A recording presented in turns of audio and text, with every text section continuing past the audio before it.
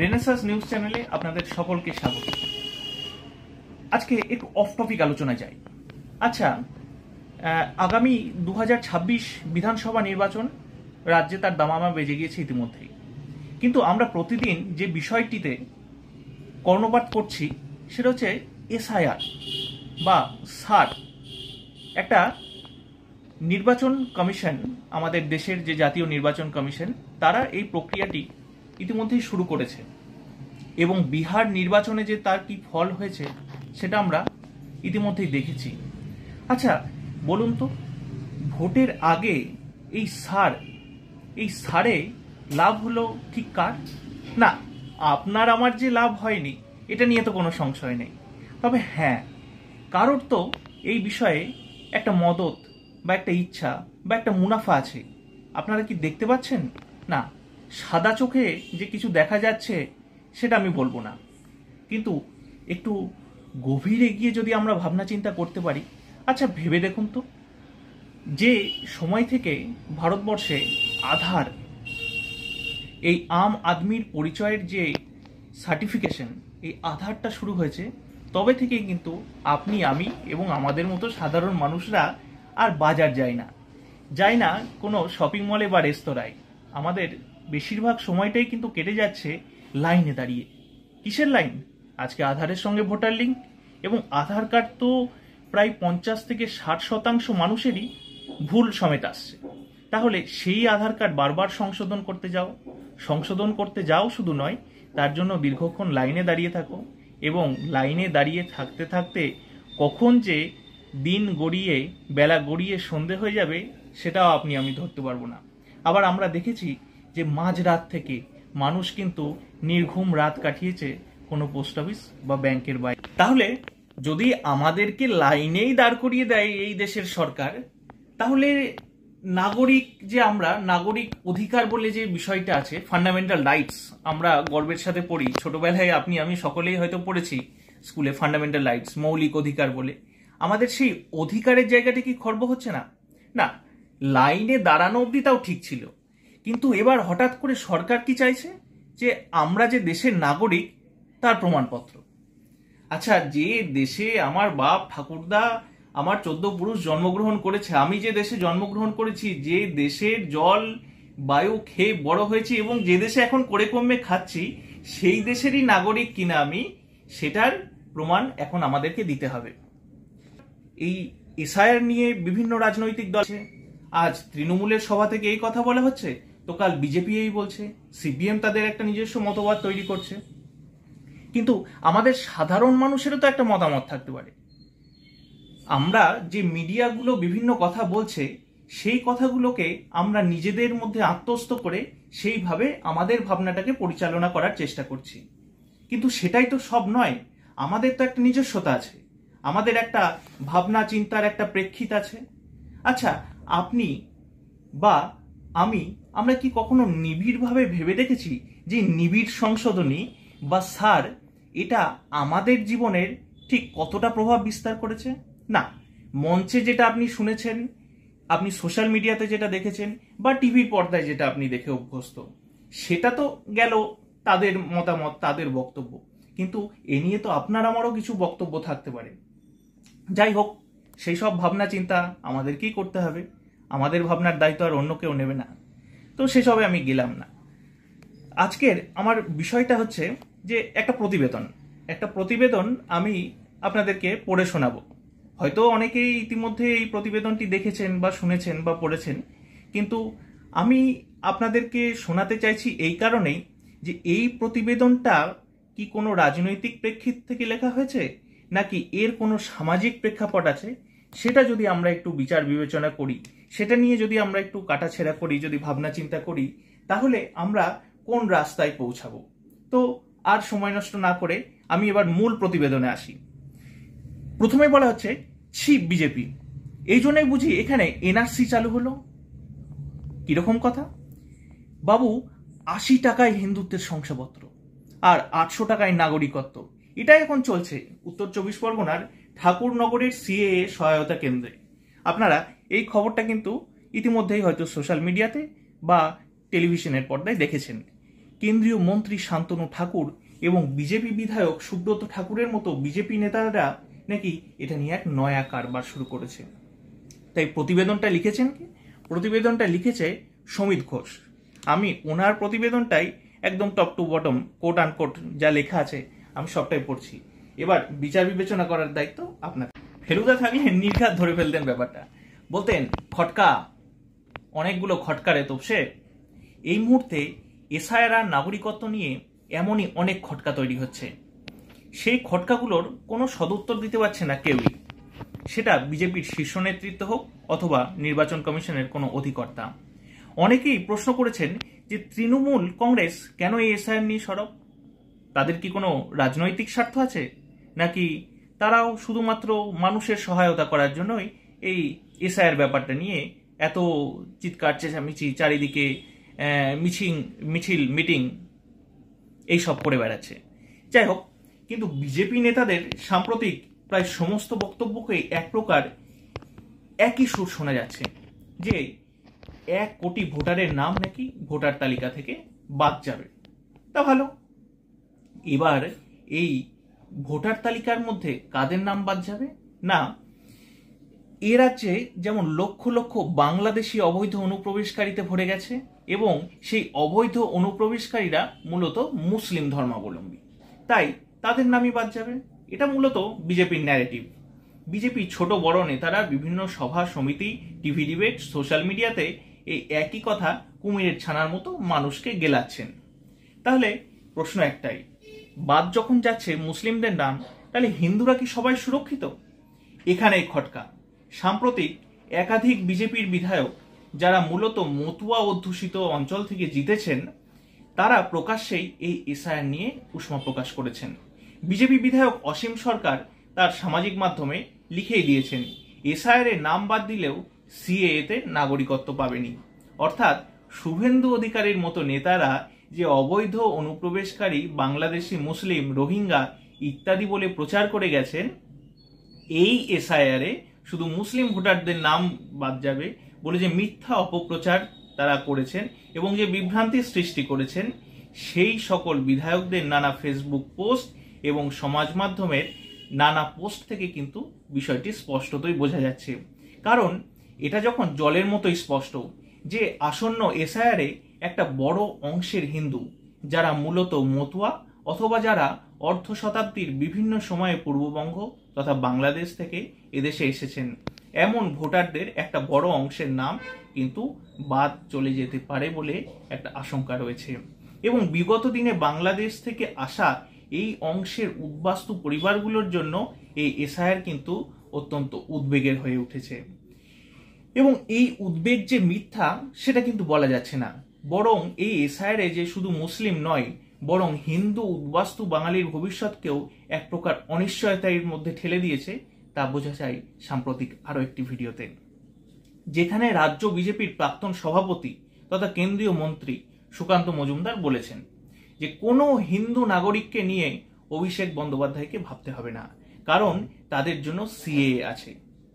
এবং সুকান্ত মজুমদার প্রকারান্তরে এও স্বীকার করে নিচ্ছেন যে এসআইআর এর একটা বৃহৎ অংশ কিন্তু হিন্দুত্ববাদী মানুষ বা হিন্দু সম্প্রদায়ের মানুষ কিন্তু এসআইআর এতে প্রভাবিত হতে চলেছেন এবং তাদের নামও কিন্তু এসআইআর এর ফলে ভোটার তালিকা থেকে বাদ যেতে পারে। এই এসআইআর এর ফলে উদ্বাস্তু, মতুয়া, নমশূদ্র হিন্দু বাঙালি পরিবারগুলোর মধ্যে ভূমিহীন, দেশহীন হওয়ার একটা আশঙ্কা কিন্তু তৈরি হয়ে যাচ্ছে। কিছু উন্মাদ এখনো বিশ্বাস করে এইসব করে নাকি মুসলিমদের টাইট দেওয়া হচ্ছে। আসলে ক্রমাগত বিকৃত এবং অসত্য প্রচারের ফলে কিছু মানুষ বিভ্রান্ত, কিছু মানুষ অনিশ্চয়তার মধ্যে ডুবে আছেন। গত কয়েকদিন এমন বহু সহনাগরিকদের সাথে কথা হয়েছে যারা চূড়ান্ত বিভ্রান্তির মধ্যে দিন কাটাচ্ছেন। কারোর পরিবারের অনেকের নাম 2002 এর ভোটার তালিকায় নেই, সেই ভোটার তালিকা আবার বাস্তবে একরকম আর কমিশন যেটা আপলোড করেছে তাদের ওয়েবসাইটে সেটা একরকম। কারোর আবার মায়ের নাম আছে তো বাবার নেই, বাবার আছে তো মায়ের নেই, আবার বাবা মায়ের দুজনের নাম না থাকলে তো কোনো কথাই নেই।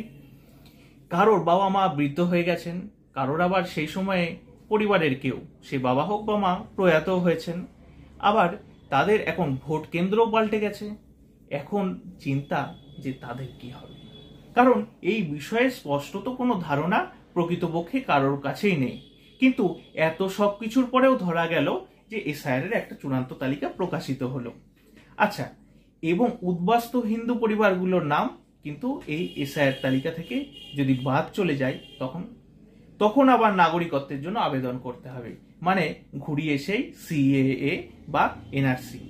বিজেপির মতবাদ অনুযায়ী আপনি যদি হিন্দু হন, আপনাকে কিচ্ছুটি করতে হবে না, আপনি শুধু আবেদন করবেন, ঘরে বসে আবেদন করবেন, বা যে কোনো বিধায়ক, বিজেপি বিধায়ক বা কোনো সিএএ ক্যাম্প, তথাকথিত যে সিএএ ক্যাম্প, সেখানে গিয়ে শুধুমাত্র আবেদন করবেন এবং হাতে গরম একটা নাগরিকত্ব শংসাপত্র পেয়ে যাবেন।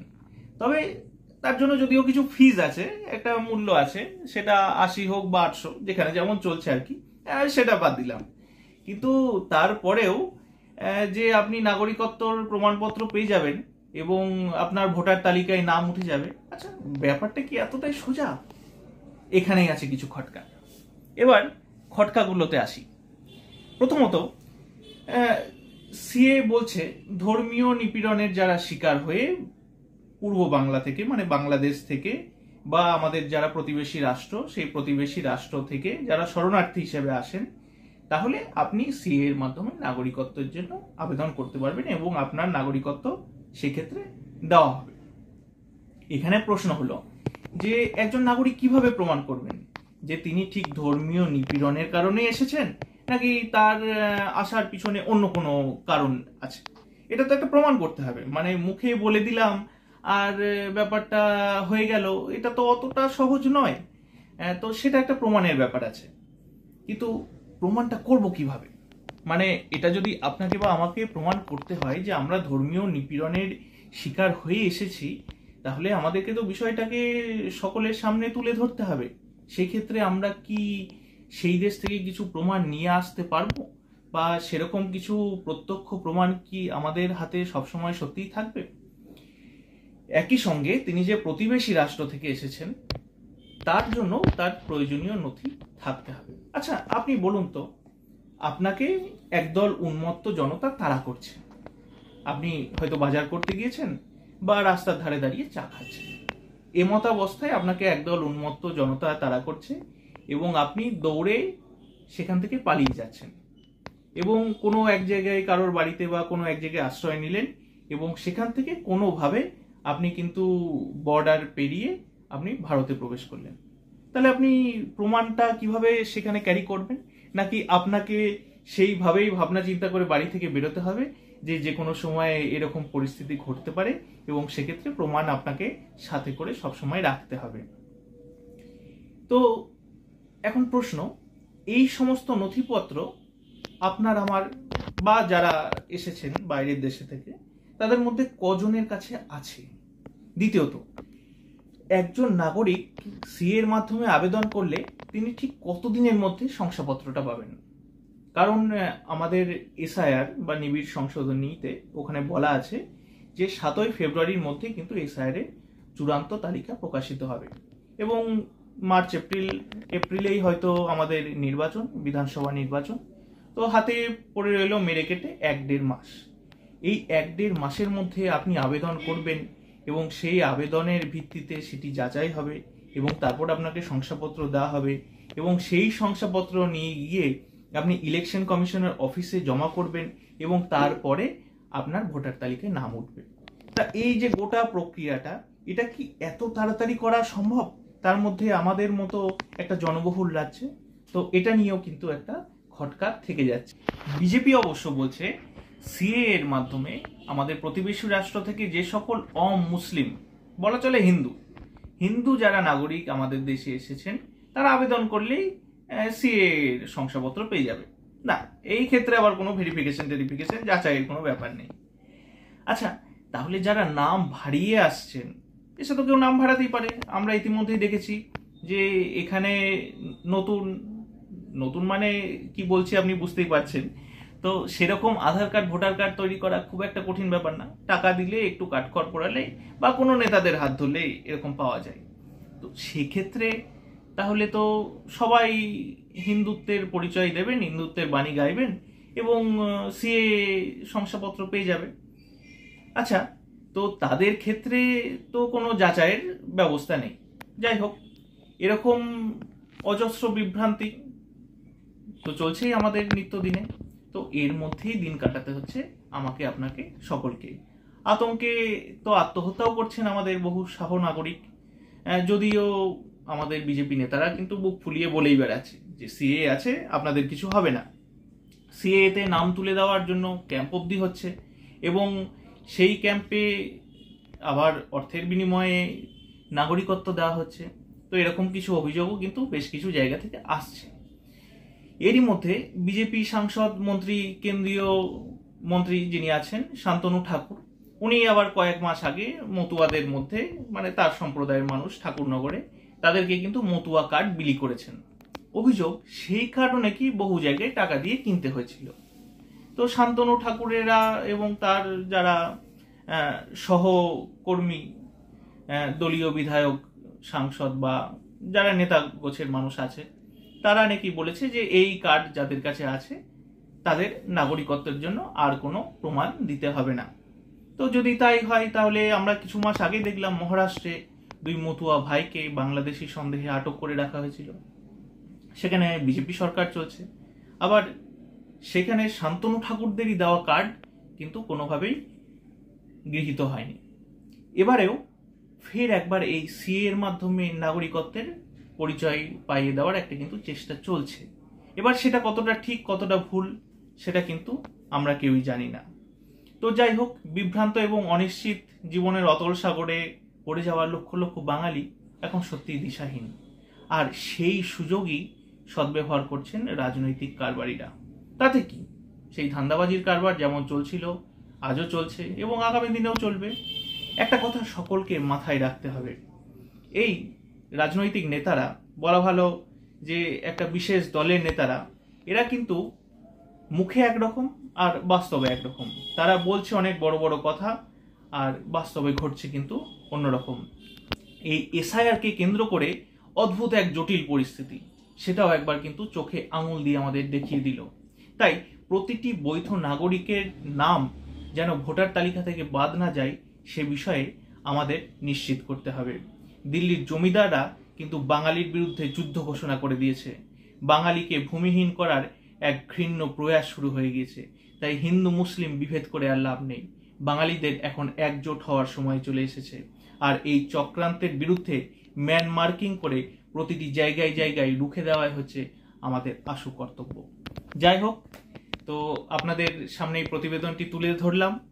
এবার কতটা ঠিক কতটা ভুল, কতটা রাজনৈতিক প্রেক্ষিত কতটা সামাজিক প্রেক্ষিত, সেটা বিচার বিবেচনা করার দায়িত্ব আপনার। তো আগামী দিনে আবার দেখা হবে এরকমই কোনো একটা আলোচনা নিয়ে। ততক্ষণ শুভরাত্রি।